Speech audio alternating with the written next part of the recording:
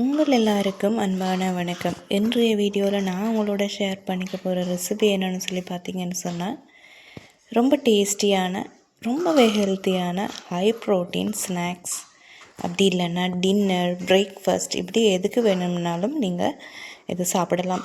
இப்படியான ஒரு ரெசிபி தான் நான் இன்றைக்கி உங்களோட ஷேர் பண்ணிக்க போகிறேன். இந்த ரெசிபி எப்படி செய்கிறதுன்னு பார்க்குறதுக்கு முன்னாடி இன்னுமே என்னோடய சேனலை சப்ஸ்கிரைப் பண்ணி இல்லாதவங்க ப்ளீஸ் சப்ஸ்கிரைப் பண்ணி இந்த வீடியோவுக்கு லைக் தாங்க. இப்போ வாங்க வீடியோக்குள்ளே போகலாம். இந்த பிரேக்ஃபாஸ்ட் ரெசிபியை செய்கிறதுக்கு நான் ஒரு கப் அளவுக்கு பயறு எடுத்து நைட்டு ஊற வச்சுருக்கிறேன்.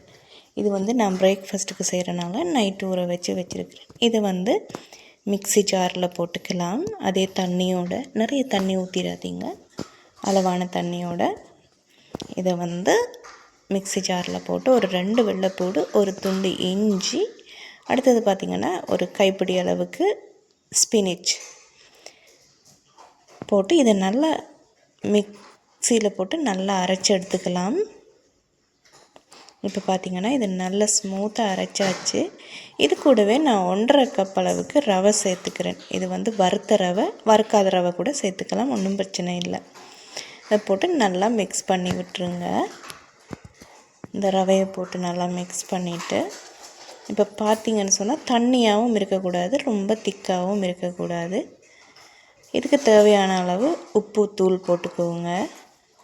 போட்டு நல்லா மிக்ஸ் பண்ணிவிட்டு, இப்போ நீங்கள் பார்த்திங்கன்னு சொன்னால் நான் இது மிக்ஸ் பண்ணும்போது உங்களுக்கு விளங்கும் எந்த பதத்தில் இருக்கணும் அப்படின்னு சொல்லி. இந்த அளவுக்கு இருந்தால் போதும்.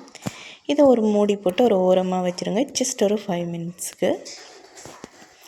அப்புறம் ஒரு பவுல் ஒன்று எடுத்து அதில் ஒரு 1/2 கப் அளவுக்கு தேங்காய் பூ, திருவின தேங்காய் பூ, 2 சின்னனாக கட் பண்ணின பச்சை மிளகாய், ஒரு அரைவாசி ஒனியன் நீல வாக்கில் நல்லா தின்னாக கட் பண்ணி சேர்த்துக்கோங்க. அதோடைய ஒரு அரைவாசி தக்காளி சின்னனாக கட் பண்ணி அதையும் சேர்த்துக்கோங்க. இப்போ பார்த்திங்கன்னா தனி மிளகாய்த்தூள் ஒரு 1/2 டீஸ்பூன் அளவுக்கு, அல்லது உங்களோட உரைப்புக்கு தேவையான அளவு, உங்களோட டேஸ்ட்டுக்கு தேவையான அளவு உப்பு, 1 டீஸ்பூன் அளவுக்கு லெமன் ஜூஸ். பட் இதை நல்லா உங்களோட கை கொண்டு மிக்ஸ் பண்ணணும், கரண்டியால் மிக்ஸ் பண்ணக்கூடாது, கையால் மிக்ஸ் பண்ணிக்கோங்க.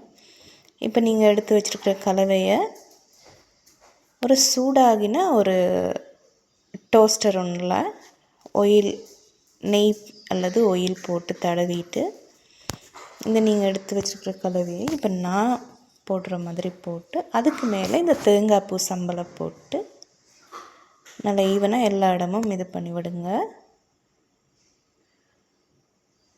உண்மையிலேயே ரொம்ப அருமையான, ரொம்ப டேஸ்டான பிரேக்ஃபாஸ்ட் ஒன்று.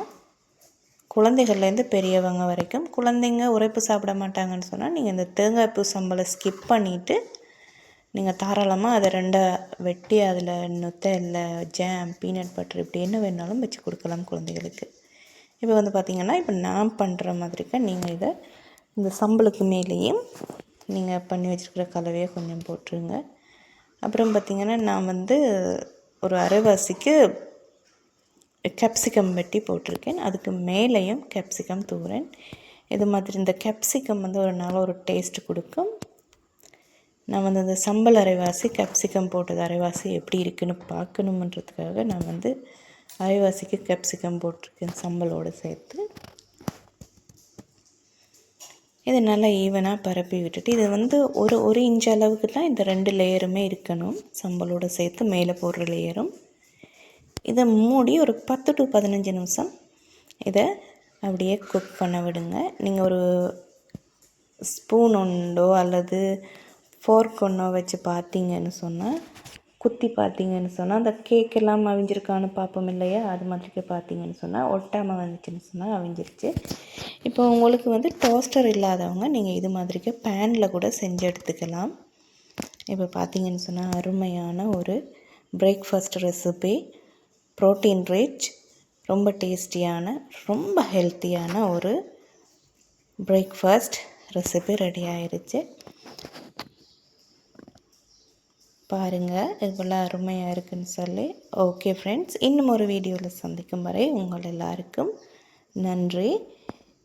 என்னோடய வீடியோவுக்கு லைக் ஒன்று போட்டு எனக்கு சின்ன சப்போர்ட் ஒன்று தாங்க ப்ளீஸ். தேங்க்யூ.